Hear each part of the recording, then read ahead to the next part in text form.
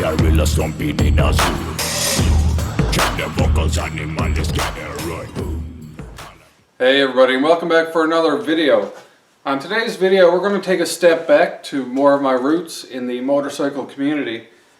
Obviously because it's spring leading into summer and I've been getting excited to get the bike back onto the streets and enjoy some riding time. So one issue that I've come across, however, since getting ready to get back into the motorcycle season is the bike not starting consistently. Alright, sometimes I may get a start out of it, other times she may just chug and chug and chug on the starter without actually catching and starting up. So that's not a very good situation to be in when your starter is not reliable. If you want to go somewhere and shut the bike off, you don't really know if you're going to get going again. So I've done a few different tests. I've charged the battery to 100%. I've had starts, I've had no starts. It's kind of a mixed bag going on there. And during one of those non-starting times, I took a little booster pack that I got there, hooked that up, and tried it again, and it was no problems whatsoever. And the starter actually sounded so much different and so much livelier that I knew it's the battery. Alright, so the battery is the issue.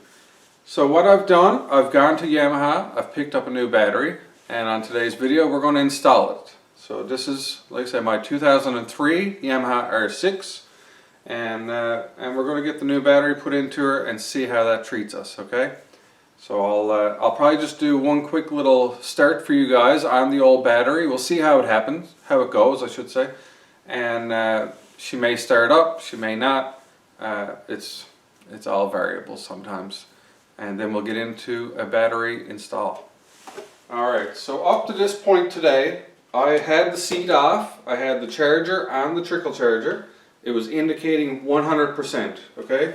So as far as this battery goes, all my tools at hand are saying this is charged 100%. So it's all hooked up, ready to go. We'll give it a try. Alright, no trouble hearing the fuel pump running. The display has booted up appropriately. We got our green neutral light. We're pretty much ready to attempt a start. Alright, kill switch is in running position. And here we go.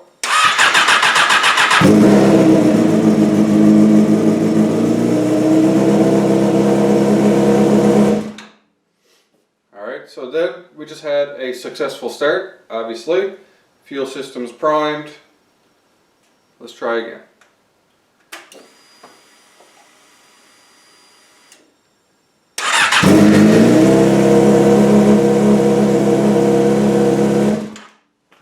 So on this bike in particular, anything you're going to do underneath the seat here, you just need one tool for the most part. Alright, and that is a Phillips head screwdriver.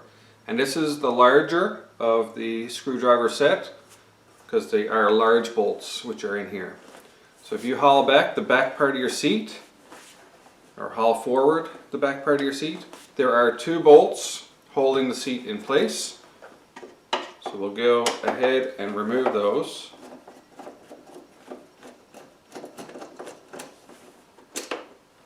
There's one.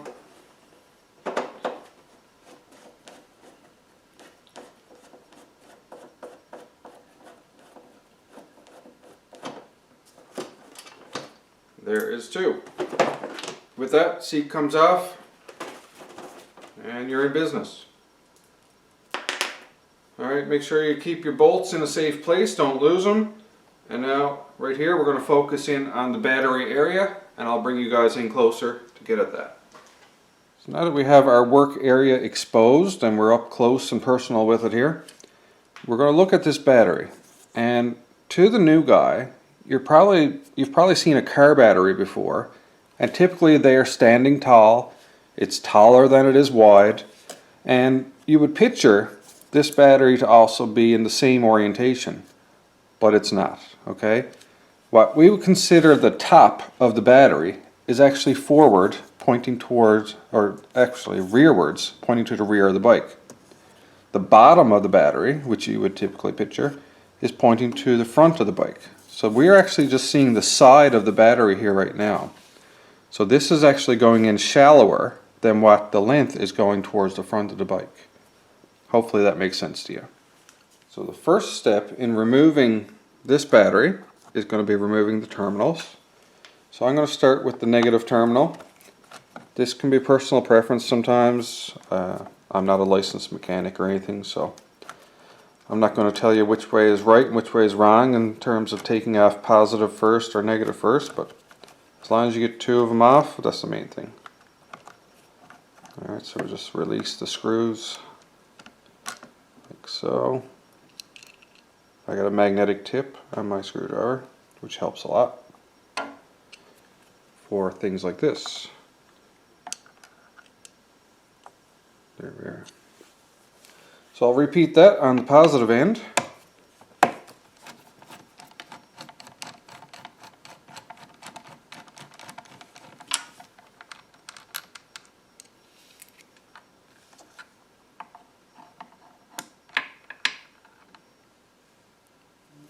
And there we are. Battery is disconnected. At this point in time, with your battery disconnected, now what I was alluding to previously is that if you didn't know better, you may try and figure out a way to get this battery to come straight out, thinking that it's deeper in than it is forward, right? The key is, you're not tipping it back like this. Alright, that ain't going to work. There's a cross support here that's totally in your way. You're actually going to lift the back of the battery. Try and pry it like that. Okay? So take the top, pry it back towards the gas tank, and out it comes. Alright, so that's the battery removal done. You shouldn't need to get in there with a flathead screwdriver or pry bar. For the most part, that should just flip up like we just did just that time. Now that we have the old battery removed, we're going to move on to installation of our new battery. And so I went to my local Yamaha dealer, gave him my make, model, and year, and this is what I ended up with.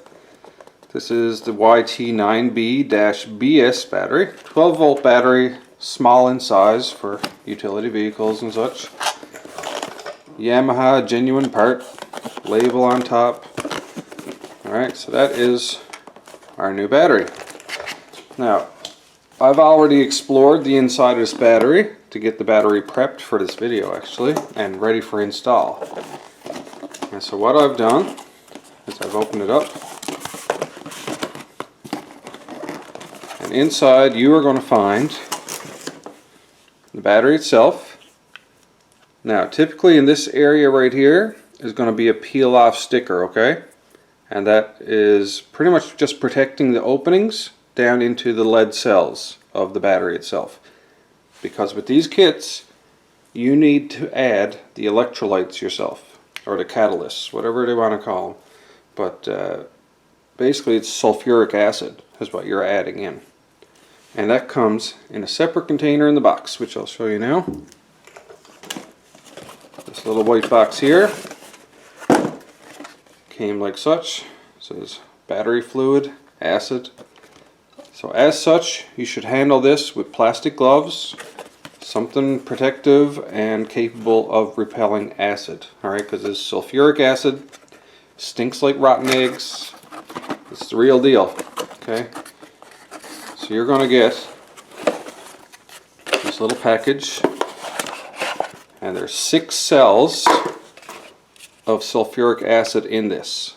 There's a black strip, like a black topper that closes in on all of these, and these foil seals are normally intact when you get it, okay? So you can take off the black strip of plugs, and you get your catalyst. You peel off the tape covering the cells in the battery, and then you turn the sulfuric acid container, you turn it upside down, and you insert it into the battery chamber itself. Alright, I just wanted to draw your attention away for a second as well, because when I turned the sulfuric acid bottle pack upside down, I got some acid on my floor, and right away you could hear it bubbling and hissing. Alright, so let me try and show you guys.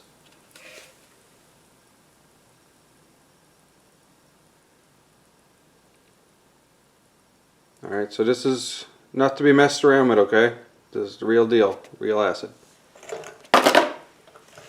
Alright, at this point in time I'll cut to a clip that I took of the catalyst bottles draining down into the new battery, after which I put on the black top and seal the battery itself.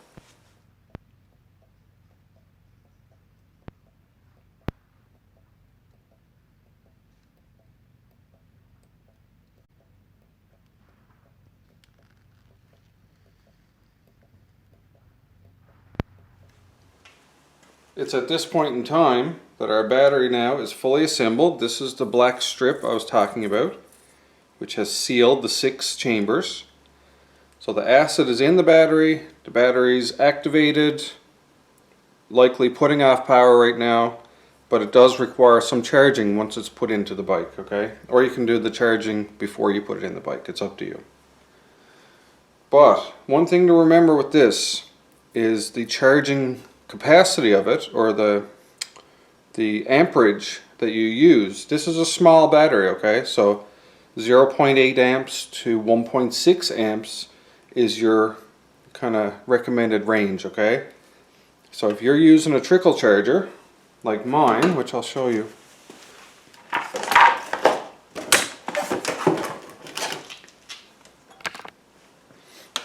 Alright, so on a trickle charger like mine, you have a mode button, and you can switch between your regular car sized 12 volt, or you can go over into the 12 volt small area, and over in the small area, that's where you're dealing with 0.9 amps.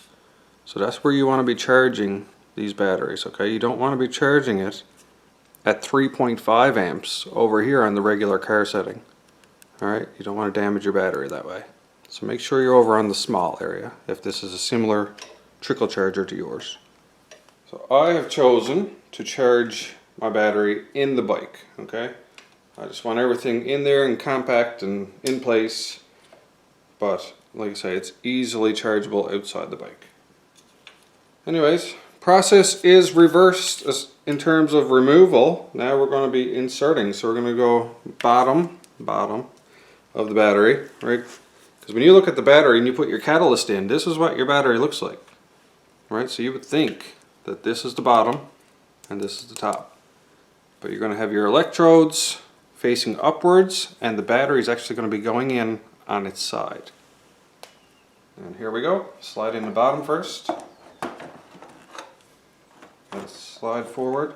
At this point, you'll probably have to slip a few fingers in behind to lift the bottom up a little bit and push it back into the box. There we are. Slides down into place. At this point, you make sure positive to positive, negative to negative. Take your connection hardware, okay, to give you a new set of connection hardware with the new battery.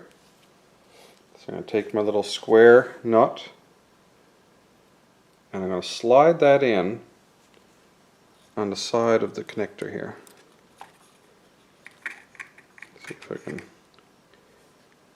Right, like there's a little box shape. The connector is actually like a box shape, so I'm going to slide this nut in from the side so it's in the box there.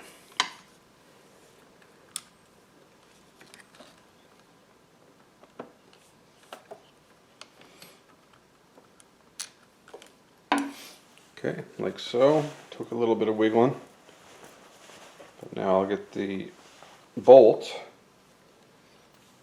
put that on my magnetic screwdriver, line up my positive terminal, and proceed to tighten it down onto the nut.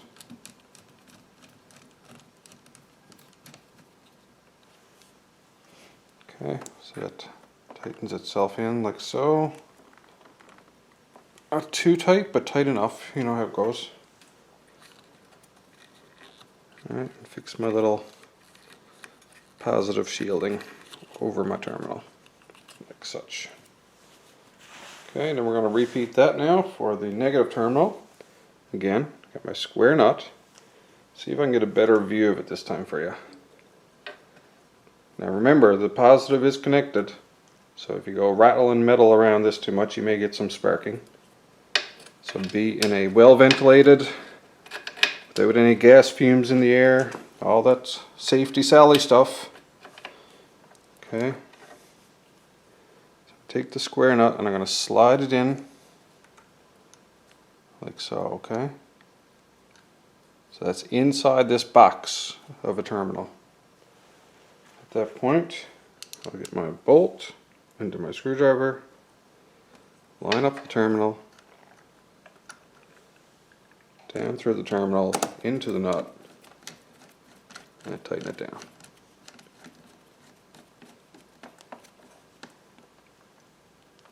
There we are, good and tight. Now that I have the new battery installed, I've gone ahead, charged this to 100% on the trickle charger. So our battery's done, ready to rock. Let's have a listen now at the starting of the new battery as compared to the old. Alright, same thing, fuel pump, no problems with the sounds of that. Display started up no problem. Let's start, see how it goes.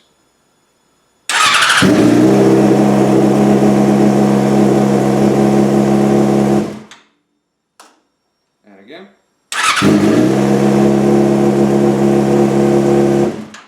Alright, I don't know if you guys can tell, but the starter is so much smoother, faster, aggressive almost is the way I would describe the starter now. It's like, we're going to start whether you like it or not. That type of feeling is coming out of the starter now that it has lots of power, okay? So at this point in time, I'm going to get the seat put back on and your battery replacement is complete.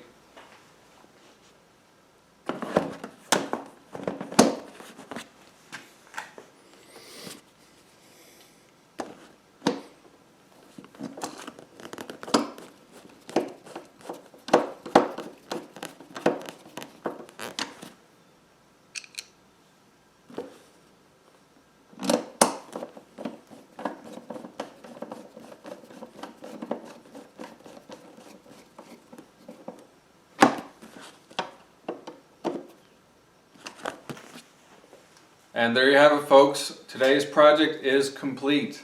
Alright, battery replacement went smooth without any issues, and now the bike is starting very nicely. The starter is nice and aggressive, getting that bike going, and I can reliably turn off the bike at a location, and I know with relative certainty it's going to start back up again, okay? And prior to replacing the battery, I never had that level of comfort. Alright, I wasn't 100% sure what was going on because the trickle charger would bring the battery to 100%, so it would feel like it should be fine. And I also kind of lived through the battery dying. So that slow, chuggy start kind of became the normal in my brain, is what to expect. So I didn't really know any better as to what the starter should have been doing to get the bike going adequately and quickly. So now that we got the new battery in there, it's very aggressive, like I said, and you can actually just hear the difference. Your brain just kind of flips on and is like, oh wow, that's the way it was supposed to be. That's the way it's supposed to be, okay? These long, drawn-out chugging starts is not normal, so apply that to your own practice and your own toys as necessary to realize what may be going on with your toy. Alright, so with that said, we're going to move on now. Hopefully this video has helped you gain some confidence if you want to do a battery replacement yourself. You know, it's not much to it. One tool, one screwdriver did the whole job. So that should speak to you how doable this is. And the money savings alone in labor costs that you would pay at your local shop, you'd probably pay double. You'd probably pay the price of the battery again in labor just to get them to do what we did in a matter of minutes, okay? So, you know, the hardest part probably was getting the catalyst electrolytes put into the battery. But you know what, if you're careful, use some rubber gloves. You know, if you're a Costco member, they got those nitrile gloves in their store, and they're cheap for like 3 packs of them down in the health aisle. As well, you can go to local pharmacies and stuff, and usually in their first aid sections you'll find rubber gloves and plastic gloves. that you can use protect your hands from that old sulfuric acid. Last thing you want to do is go burning holes in your hand and be running for a glass of water or a jug of water to try and neutralize the acid when you could have avoided it all along by wearing gloves. Follow directions with your battery. Okay, it's all spelled out there how to get your catalyst put in there and seal it off, and it was relatively trouble-free. So I would encourage you to do your own work if you can. If you need to do a battery replacement, that's definitely an entry-level job that anyone should be able to do. So hopefully if you do need to do this project, you can do it yourself, save yourself a few bucks, get your job done quick, and get out riding ASAP. Alright, that's another thing, waiting for appointment times at a shop. We just avoided that. We can get right onto the road again.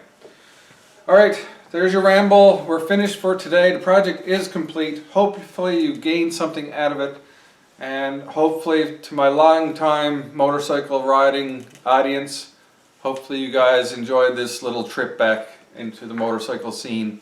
Our channel has been very much focused on sustainability and gardening and projects outside of the motorcycle arena as of late, and it's just the way things go with how interests evolve and our current situation in the world with you know, protecting your lifestyle and sustainability and making your own fun, we'll say, when everything else is shut down. So that's it. Not sure when the next video will be, but until that video comes out, hope you're happy, hope you're healthy, take care of each other, and peace out.